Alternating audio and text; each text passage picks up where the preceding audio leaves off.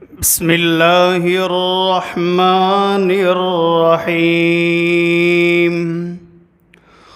الحمد للہ وحدہ لا شریک لہ والصلاة والسلام علی من لا نبی بعدہ من لا نبی بعدہ ولا نبوۃ بعدہ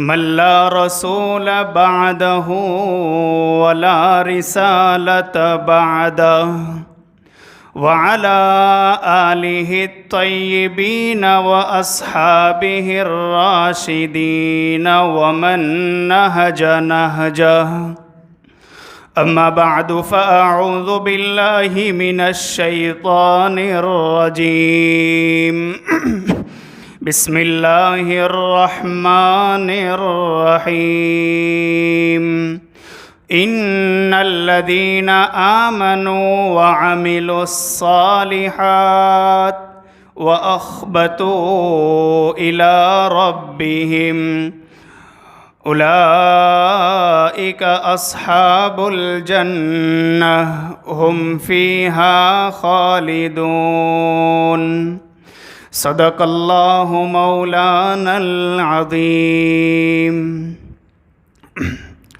معزز و مکرم علماء کرام، بزرگان محترم اور نیک دل حاضرین مجلس، آج الحمدللہ پہلی مرتبہ جنتی باغ میں حاضری کی سعادت حاصل ہو رہی ہے۔ دعا فرمائیں کہ اللہ رب العزت ہم تمام کو جنت الفردوس کا داخلہ بھی عطا فرما دے۔ اس وقت کلام پاک کی ایک آیت شریفہ کی تلاوت کی گئی ہے۔ الحمدللہ یہ عاجز قرآن کا طالب علم ہے۔ قرآن کو پڑھنا، پڑھانا، سمجھنا، سمجھانا یہ اس عاجز کا بہترین مشغلہ ہے۔ سرداروں کو ان کی سرداری مبارک، مالداروں کو مالداری مبارک۔ جس بندے خدا کو اللہ رب العزت نے کلام پاک جیسی عظیم الشان نعمت عطا فرما دی، اس سے بہتر اور اس سے بڑھ کر کوئی نعمت کسی اور کے پاس نہیں ہو سکتی۔ اللہ رب العزت کلام پاک میں جنتی لوگوں کی ایک بہت ہی پیاری صفت بیان فرما رہے ہیں کہ ایمان بھی ہو، اعمال صالحہ کا اہتمام بھی ہو، اور ساتھ ساتھ میں فرمایا وَأَخْبَتُوا إِلَىٰ رَبِّهِمْ۔ اگر ہم صحیح معنوں میں جنت کا داخلہ حاصل کرنا چاہتے ہیں تو وَأَخْبَتُوا إِلَىٰ رَبِّهِمْ پر عمل کرنا ہوگا۔ اللہ رب العزت کلام پاک کی اس آیت شریفہ میں ارشاد فرما رہے ہیں ان الذین آمنوا، جو لوگ ایمان لائے، میری توحید کا اقرار کرنے والے ہیں، وعملوا الصالحات، اور اعمال صالحہ نیک اعمال کا بھی اہتمام کرتے ہیں، اور آگے فرمایا وَأَخْبَتُوا إِلَىٰ رَبِّهِمْ۔ اخبات کے اصل معنی ہوتے ہیں نشیبی جگہ میں اترنا، ڈھلان سے اترنا، یہ اخبات کے اصل معنی ہوتے ہیں۔ پھر یہ عاجزی کے معنی میں استعمال ہونے لگا۔ مطلب یہ ہوا کہ جو لوگ ایمان لائیں، اعمال صالحہ نیک اعمال کا اہتمام کرتے رہیں، اور جنہوں نے اپنے رب کے سامنے بہت ہی زیادہ عاجزی اختیار کی، جن میں تواضع ہے، اولئک اصحاب الجنہ، یہ جنت والے ہیں۔ اور پھر کیا ہوگا؟ ہم فیہا خالدون، داخل ہوں گے نہیں فرمایا ہمیشہ ہمیش رہیں گے۔ معلوم ہوا جنت میں ایک دفعہ داخل ہو گئے، ہمیشہ ہمیش کی زندگی ہے، دوبارہ نکالے نہیں جائیں گے۔ یہی مضمون کلام پاک کی ایک اور آیت شریفہ میں بھی بیان کیا گیا۔ اللہ تعالیٰ فرماتے ہیں وَنُودُوا أَن تِلْكُمُ الْجَنَّةُ اورثتموها بما کنتم تعملون، پکارا جائے گا اعمال صالحہ کے بدولت، جو تم اعمال دنیا میں کرتے تھے ان اعمال کی بدولت تمہیں جنت کا وارث بنایا گیا، اور جو چیز وراثت میں دی جاتی ہے وہ دوبارہ لی نہیں جاتی۔ جنت کا وارث بنایا، ایک دفعہ جنت میں داخل کر دیا، الحمدللہ اللہ کا فضل ہے، اب دوبارہ نکالے نہیں جائیں گے، جنت کے وارث بنائے جائیں گے۔ وراثت میں ایک چیز دے دی گئی، وارثائی میں ایک چیز دے دی گئی، اب وہ ہمیشہ ہمیش کے لیے جنت کے مالک بن گئے۔ اللہ رب العزت نے فرمایا ایمان اور اعمال صالحہ کے ساتھ عاجزی ہو، تواضع ہو، اکڑ نہ ہو کہ اکڑ میں بڑی پکڑ ہوتی ہے۔ اللہ رب العزت جب کسی بندے کو ذلیل کرنا چاہتے ہیں اس کی بدعمالی کے سبب، نافرمانی کے سبب، تو چاول کے ایک ایک دانے اور پانی کے ایک ایک گھونٹ کا محتاج بنا دیتے ہیں، اور ایسا اٹھا کر پٹکتے ہیں کہ پھر سر اٹھا کر چلنے کے قابل بندہ نہیں رہ پاتا۔ بہت سی مرتبہ بہت اچھے اچھے اعمال کرتا جا رہا ہے لیکن قبولیت کا دروازہ ہی بند ہے، اعمال قبول ہی نہیں ہو رہے ہیں۔ اور بہت سی دفعہ کوئی نیک عمل نہیں ہے لیکن تواضع ہے، عاجزی ہے، بندہ ڈر رہا ہے، جھک جھک کر چلتا ہے، اللہ کو یہ ادا پسند آ جائے گی، اللہ جنت کے فیصلے فرما دیں گے۔ حضرت سفیان ثوری رحمۃ اللہ علیہ کے پڑوس میں ایک شرابی بندہ رہا کرتا تھا۔ جنت میں جانا چاہتے ہیں؟ ایک بہت ہی اہم نسخہ بتلا رہا ہوں۔ مکتب میں ایک استاذ بچوں کے سامنے جنت کے فضائل بیان کر رہے تھے، لطیفے کے طور پر عرض کر رہے ہیں، اور پھر آخر میں کہا بچوں اپنے استاذ محترم کے ساتھ کون کون جنت میں جانا چاہتا ہے؟ سب نے انگلی اونچی کی۔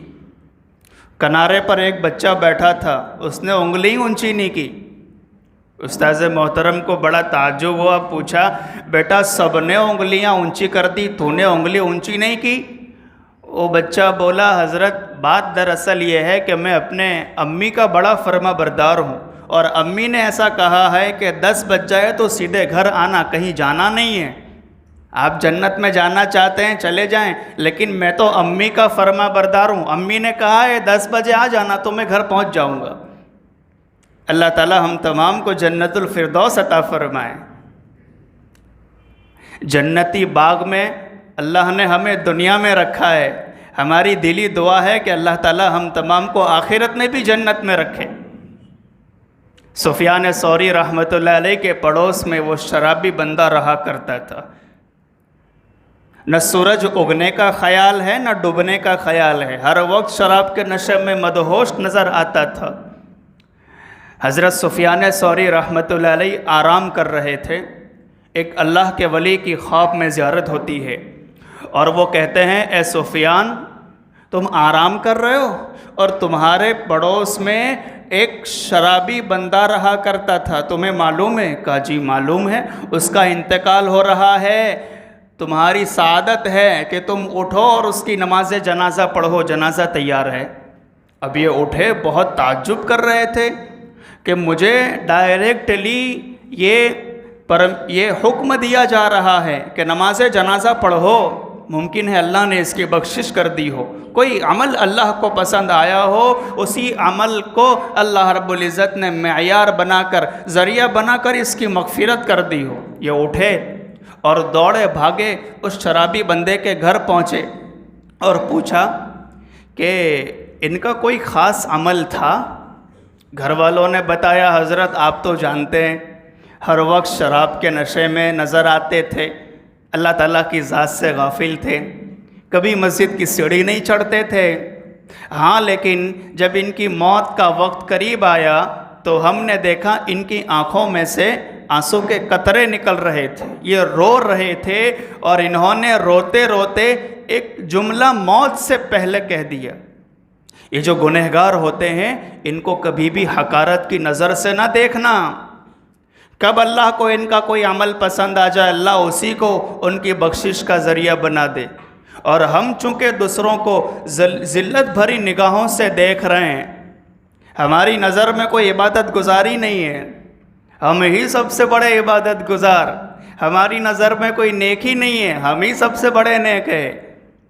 کسی بھی گنہگار کو، چاہے وہ شراب پیتا ہو، چاہے وہ برہنہ کپڑے نکال کر بے حیائی کی حرکتیں کرتا ہو، لیکن اس کو کبھی حقیر نہ سمجھنا، وہ ذلیل نہ سمجھنا، اس کے گناہ والے عمل سے نفرت ہو، اس سے نفرت نہ ہو، یہ بات یاد رکھنا، ورنہ اس کا ایک آنسو ہمارے سارے اعمال صالحہ کو برباد کر دے گا، وہ لے کر ڈوب جائے گا۔ حضرت سفیان ثوری رحمۃ اللہ علیہ کے پوچھنے پر وہ گھر والے بتاتے ہیں کہ آخری مرتبہ جب اس کی موت کا وقت بالکل قریب تھا، سانسیں اکھڑ رہی تھی، اس کی آنکھوں میں آنسو تھے، اور ایک جملہ بول پڑا، اے دنیا اور آخرت کے کریم مالک، اس کمزور بندے پر نظر کر جس کے پاس نہ دنیا ہے اور نہ آخرت ہے۔ حضرت سفیان ثوری فرمانے لگے، بس یہی جملہ اس کی نجات کا سبب بن گیا۔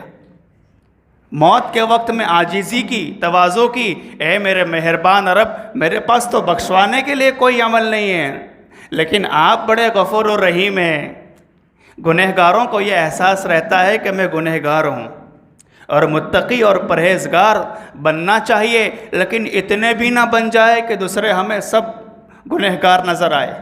متقی اور پرہیزگاروں کو اپنی عبادت پر ناز ہوتا ہے، گنہگاروں کو مہربان رب کی رحمت پر ناز ہوتا ہے۔ وہ مہربان رب کی نظر، رحمت پر نظر رکھتے ہیں کہ کہ میرے عمل کی بخشش کرنے والا، میرے گناہوں کی بخشش کرنے والا تو وہ مہربان رب ہے۔ عاجزی موت کے وقت کی اللہ نے اسی کو نجات کا ذریعہ بنا دیا۔ علامہ شعرانی رحمۃ اللہ علیہ فرماتے تھے کہ سب دروازوں پر بھیڑ لگی تھی اور میں عاجزی کے دروازے سے اللہ تک پہنچ گیا۔ جو بندہ اکڑ اکڑ کر چلتا ہے، اس کی چال ڈھال سے، بولنے کے انداز سے، کپڑوں کی اسٹائل سے سمجھ میں آ جاتا ہے کہ اس کے دل میں خوف خدا نہیں ہے۔ اور یاد رکھنا، جو بہت میں کرتا ہے تو بکری بھی میں کرتی ہے، اور جب بکری بہت میں کرتی ہے تو اس کو ذبح کر دیا جاتا ہے۔ جب بندہ کہتا ہے میں، جب اس کے اندر اکڑ آ جاتی ہے پھر اللہ کی پکڑ بھی آتی ہے۔ جب بکری میں کرتی ہے اللہ اس کو ذبح کروا دیتا ہے، اسی طرح جب انسان میں کرتا ہے اللہ اس کو بھی ذبح کروا دیتے ہیں، لوگوں کی نظروں سے اس کو گرا دیتے ہیں، لوگوں کے دلوں میں اس کی نفرت ڈال دیتے ہیں۔ وَأَخْبَتُوا إِلَىٰ رَبِّهِمْ، جنہوں نے اپنے رب کے سامنے عاجزی اختیار کی، جو جھک کر چلے۔ وَأَخْبَتُوا إِلَىٰ رَبِّهِمْ، فرمایا أُولَٰئِكَ أَصْحَابُ الْجَنَّةِ، جنتی باغ والو، دنیا میں جنتی باغ میں ہیں، اگر آخرت کے جنتی باغ کو چاہتے ہو تو اپنے اندر عاجزی مجھے بھی پیدا کرنا ہے اور آپ کو بھی پیدا کرنا ہے۔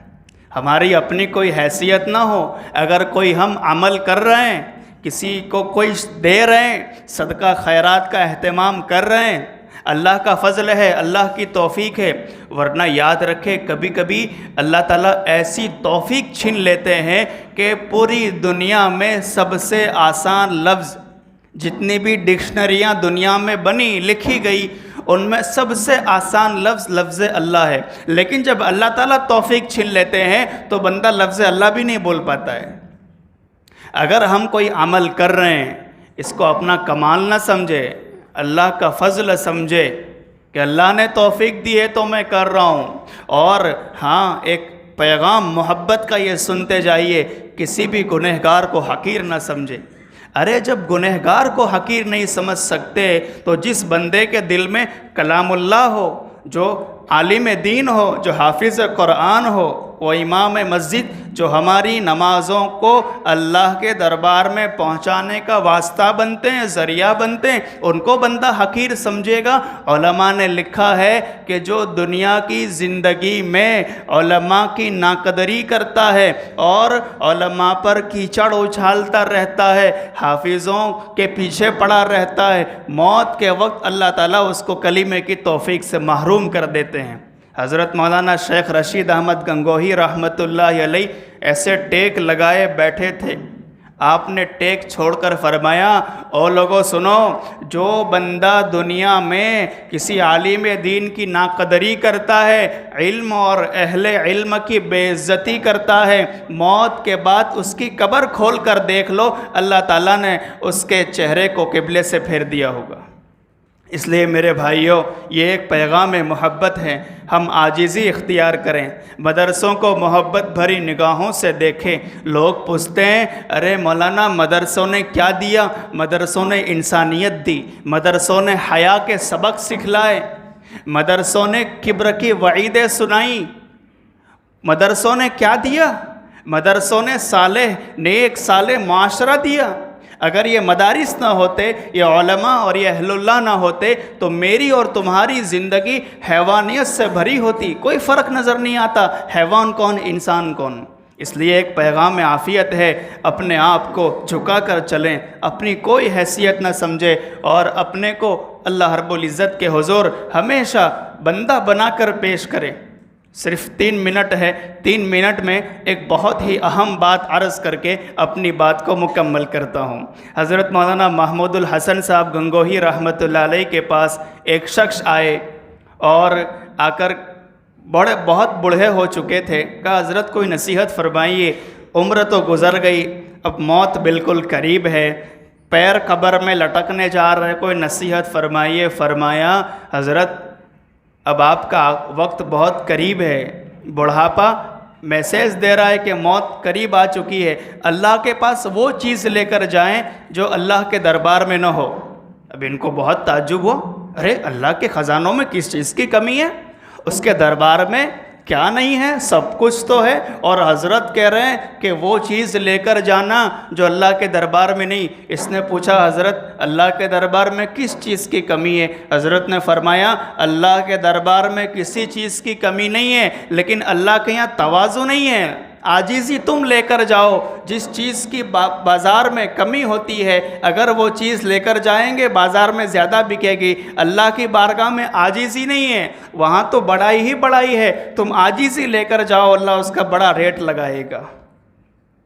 وہ ڈالی ٹوٹ ہی جاتی ہے ہوا کے ایک جھونکے سے، جسے اپنی بلندی پر ذرا بھی ناز ہوتا ہے۔ جھکتے وہی ہیں جن میں جان ہوتی ہے، اکڑ کے رہنا مردوں کی پہچان ہوتی ہے۔ مردے اکڑ جاتے ہیں، ان میں جان نہیں ہے۔ پستی سے سر بلند ہو، جی پستی سے سر بلند ہو، سرکشی سے پست، اس راہ کے عجیب نشیب و فراز ہیں۔ اور ایک شاعر نے تو کیا خوب کہا، فرش ہے تیرا مسکن عرش پر اڑتا ہے تو، یاد رکھ اپنی حقیقت خاک کا پتلا ہے تو مٹی کا پتلا ہے۔ جی نرم ناپاک پانی سے تیری پیدائش کی گئی، ناپاک منی کا قطرہ یہ کہے میں اہم تھا، ارے میں اہم تھا یہی وہم تھا۔ اہم کیا چیز ہے؟ اللہ کی بارگاہ میں تو بندے کی عاجزی ہی بہت زیادہ اس کے اعمال کو قبول کروانے کا ذریعہ بنتی ہے۔ جو اونچی اڑان پر ہیں یہ رکھے خیال میں، کسی شاعر نے کہا جو اونچی اڑان پر ہیں یہ رکھیں خیال میں کہ لمحوں کا فاصلہ ہے عروج و زوال میں۔